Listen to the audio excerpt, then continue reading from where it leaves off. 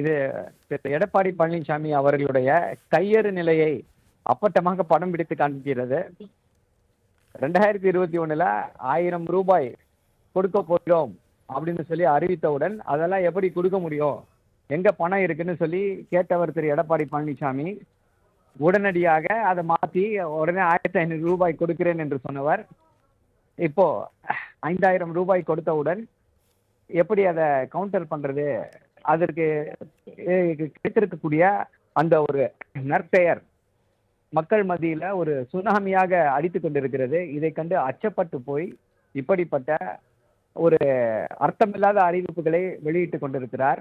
இதை விட முக்கியமாக கோவிட் காலத்துல அப்போ முதல்வர் என்ன சொன்னாரு, அப்போ எதிர்க்கட்சி தலைவராக இருந்த தமிழ்நாட்டின் முதல்வர் என்ன சொன்னாருன்னா 5000 ரூபாய் கொடுங்க, பாவம் கோவிட்ல மக்கள் எல்லாம் அவதிப்பட்டு கொண்டிருக்கிறார்கள் அப்படின்ற ஒரு கருத்தை முன்வைத்தார். அதுக்கு அவரோட பேங்க்ல இருக்கிற பணத்தை தான் எடுத்து கொடுக்கணும், அவரோட அக்கௌண்ட்ல இருக்க பணத்தை தான் எடுத்து கொடுக்கணும்னு சொல்லி எகத்தாளம் பேசியவர் திரு எடப்பாடி பழனிசாமி. அதிமுகவில் இருக்கக்கூடியவர்கள்லாம் இப்படித்தான் எகத்தாளம் பேசினார்கள். ஆட்சிக்கு வந்த உடனே சொன்ன வாக்குறுதிப்படி வலியுறுத்திய விஷயத்தின்படி 4000 ரூபாய், பொங்கலுக்கு ஏற்கனவே 1000 ரூபாய் கொடுத்திருந்தாங்க, அதனால 4000 ரூபாயை வரவு வைத்தவர் தமிழ்நாட்டின் முதல்வர் திரு மு க ஸ்டாலின் அவர்கள். ஸோ செயல்படுத்தக்கூடிய வல்லமை படைத்த ஒரு தலைவர், இன்னொருத்தர் வெற்று அறிவிப்புகளை வெளியிடக்கூடியவர். ஸோ இரண்டையும் மக்கள் சீர்தூக்கி பார்ப்பார்கள். பார்த்து அவங்களுக்கு தெரியும் எது ஒர்க் அவுட் ஆகும்னு சொல்லி. அதாவது இவருடைய அறிவிப்பை பார்க்கும் பொழுது சீனி சக்கரை சித்தப்பா எழுதி வைத்து நக்கப்பா என்ற அந்த சொல்லாடல் தான் நினைவுக்கு வருகிறது. இப்படி இவர் ஐ திங்க் தேர்தல் வரைக்கும் இப்படித்தான் இவர்கள் இப்படிப்பட்ட அறிவிப்புகளை உளறிக்கொண்டே இருப்பார்கள். ஓகே திரு சரவணன், நீங்கள் சொல்கிற பார்த்தா இது சாத்தியமில்லாத நிறைவேற்ற முடியாத தேர்தல் அறிக்கைன்னு சொல்கிறீங்களா? ஏன் நிறைவேற்ற முடியாது?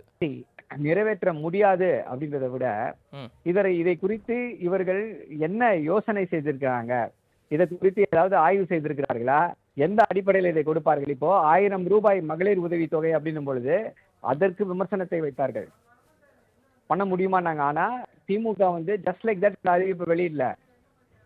எப்படி வெளியிட்டார்கள் என்றால் வல்லுநர்களோடு அலசி ஆராய்ந்து இது எப்படிப்பட்ட மாற்றத்தை உருவாக்கும், ஏன் உருவாக்கும், யாரை டார்கெட் பண்ணணும் அப்படின்ற அடிப்படையில இந்த அறிவிப்புகள் வெளியிடப்பட்டது. அவை அனைத்தும் சாத்தியமாக்கப்பட்டது.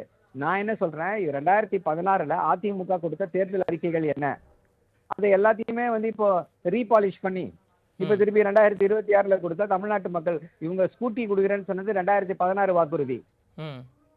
அதை திருப்பி இப்ப ரீபர்பஸ் பண்ணி நாங்கள் 2026 ஆட்சிக்கு வந்தால் அதையே செய்வோம் அப்படின்னா இப்ப 2016 ஏன் பண்ணல?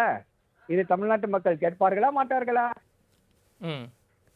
இதை இப்படித்தான் பார்க்க வேண்டும். யார் யார் சொல்றா அப்படின்றது, யார் வேணா they can promise the moon, யார் என்ன சொல்றா, சொல்லக்கூடியவர்கள் செய்வார்களா அப்படின்றதுதான்.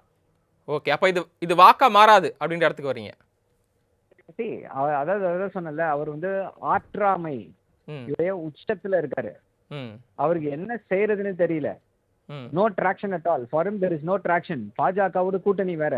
இது மக்கள் எதிர்த்து கொண்டிருக்கிறார்கள். எப்படியாவது மக்களை அவர் பக்கம் திருப்ப வேண்டும், மக்களுடைய கவனத்தை ஈர்க்க வேண்டும். இது எதுவும் ஓட்டுகளை எடுக்க வேண்டும்ன்ற நோக்கமா இல்ல, மக்களுடைய கவனத்தை அவர் பக்கம் திருப்ப வேண்டும் என்ற அடிப்படையில தான் இந்த அறிவிப்புகள் வெளியிடப்பட்டு கொண்டு வருகிறதே தவிர இது ஏதோ ஒரு விஷன் டாக்குமெண்ட், இதனால இதெல்லாம் நிகழும் அப்படின்ற நோக்கில செயல்படுத்தக்கூடிய அறிவிப்புகளா இல்ல இதெல்லாம். நல்லது சார், இணைப்பிலிருந்து தன்னுடைய கருத்துக்களை பகிர்ந்து கொண்டமைக்கு நன்றி.